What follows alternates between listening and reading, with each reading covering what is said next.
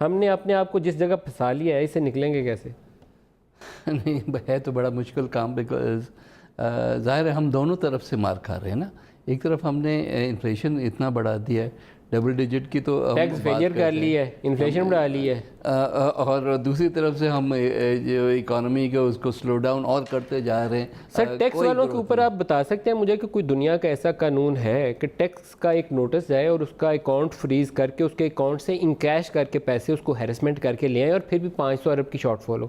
ان لوگوں کو پکڑ کے جیل میں نہیں ڈالنا چاہیے جنہوں نے کام کیا؟ میں پہلے دن سے کہہ رہا ہوں کہ آپ جب تک ایف بی آر کا ریفارم صرف اوپر سے ایک بندے کو ہٹا دینے سے آپ کا کام نہیں ہوتا. آپ کا ابھی تک حالات ایسے ہی ہیں، کوئی ٹرانسپیرنسی نہیں ہے وہاں آپ کو کچھ پتہ نہیں ہے. ندیم ملک آگے اگر پوچھنا چاہے کہ اگر میں نے یہ کام کیے ہیں تو اس پہ میرا ٹیکس کیا ہوگا.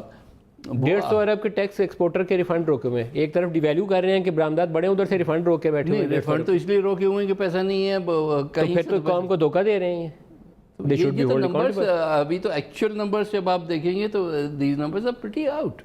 تو پیسہ نہ ٹیکس کا ہے نہ آپ جن کا ایکچولی پیسہ ہے اس کو واپس دینے کو تیار ہیں، اور بھی ایسے کافی سارے پیسے ہیں جو روکے ہوئے ہیں. تو بات ساری یہ ہے کہ ہم بغیر اپنا ریونیو جنریٹ کیے ہوئے دیکھیں نا.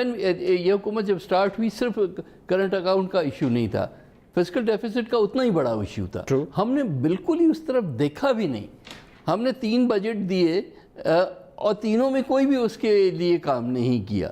اب ظاہر ہے، اور ان دا مین ٹائم شارٹ فال ہوتا گیا. پیسہ اکانومی سے ویسے بھی لوگوں نے کھینچا ہوا تھا آپ کے باقی کارروائیوں کی وجہ سے.